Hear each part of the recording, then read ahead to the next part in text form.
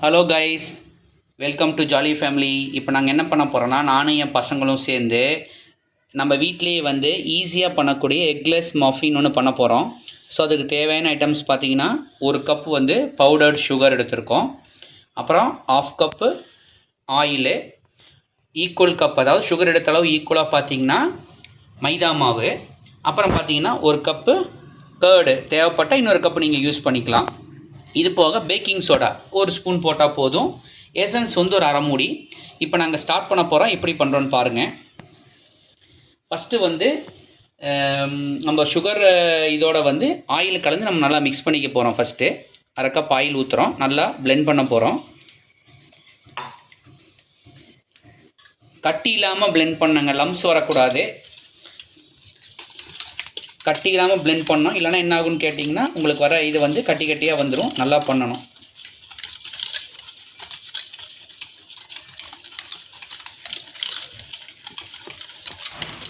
பாருங்கள், ஓரளவு sugar சிரப்போட oil நல்லா மிக்ஸ் ஆயிடுச்சு.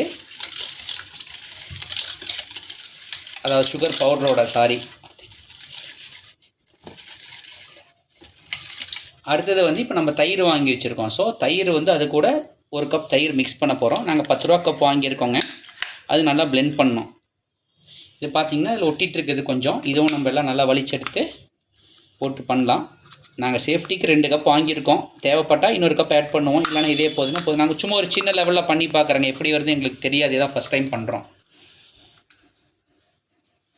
பாருங்கள், தயிரும் நல்லா பிளெண்ட் பண்ண போகிறோம். அதோட பிளெண்டரோடு சேர்த்து கட்டி இல்லாமல் நீட்டாக பண்ண போகிறோம். ஏன்னா இப்போ சப்போஸ் நாங்கள் வெஜிடேரியன்னு எக்கை யூஸ் பண்ண மாட்டோம். உங்களுக்கு வேணுன்னா நீங்கள் தயிருக்கு பதிலாக எக்கு போட்டுக்கலாம் அந்த இடத்துல.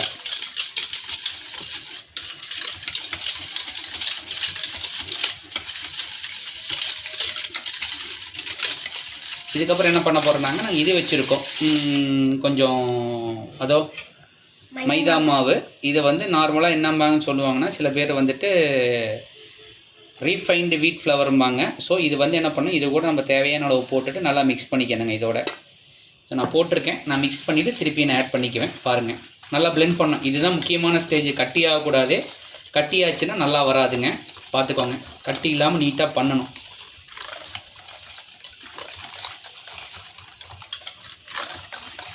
கொஞ்சம் இது இப்போ கொஞ்சமாக ஆட் பண்ணுறோம்.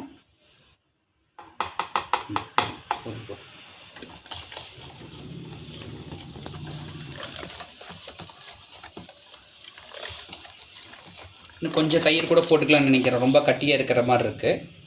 ஆனால் என்ன பண்ணேன்னா ஒரு ½ கப் தயிர் மட்டும் ஊற்றி திருப்பி இன்னும் கொஞ்சம் பிளெண்ட் பண்ணிக்க போகிறேன்.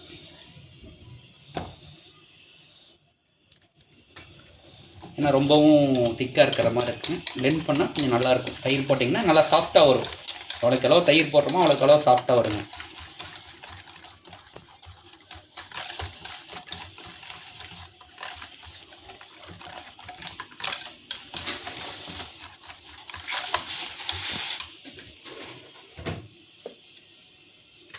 பசங்க ஸ்வீட் சாப்பிட்றாங்கன்னா கொஞ்சம் இன்னும் கொஞ்சம் நான் இதுவும் ஆட் பண்ணிக்கிறேன்.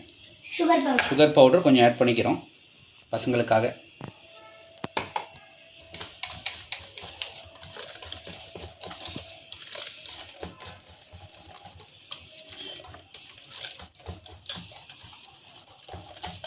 அவ்வளோதாங்க. இப்போ என்ன பண்ண போகிறோன்னா, நம்ம இது வாங்கி வச்சுருக்கோம், பேக்கிங் சோடா. இது வந்து ஒரு ஸ்பூன் மட்டும் ஆட் பண்ண போகிறோம்.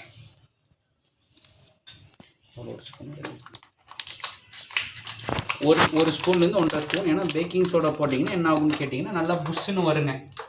அப்படியே நல்லா சாஃப்டாக மெதுன்னு ஒரு மாஃபினை திங்கிறதுக்கு டேஸ்டியாக வரும்.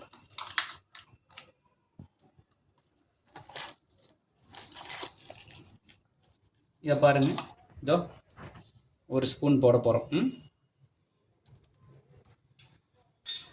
இதையும் நல்லா பிளெண்ட் பண்ணுறோம்.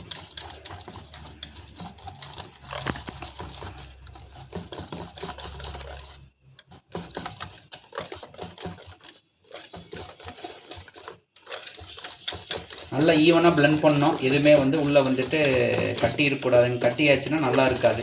அவ்வளோதான், முடிஞ்சுது. இப்போ கடைசியாக என்ன பண்ண போகிறேன்னா, இதில் வந்து எசன்ஸு நீங்கள் என்ன வேணால் ஊற்றிக்கலாம். வெண்ணிலா ஊற்றிக்கலாம், அல்லது வந்துட்டு ஸ்ட்ராபெரி ஊற்றிக்கலாம், அல்லது ரோஸ் ஊற்றிக்கலாம், பைனாப்பிள் ஊற்றிக்கலாம். ஸோ இப்போ எங்ககிட்ட வந்து ரோஸ் எசன்ஸ் இருக்குது, அதனால நாங்கள் ரோஸ் எசன்ஸ் வந்து ஒரு மூடி சேர்த்துக்கிறேன். அதோட ஒரு மூடி சின்னதாக இருந்தால் போதுங்க, நிறைய தேவையில்லைதோ பாருங்கள், அந்த ஒரு ஃப்ளேவருக்காக.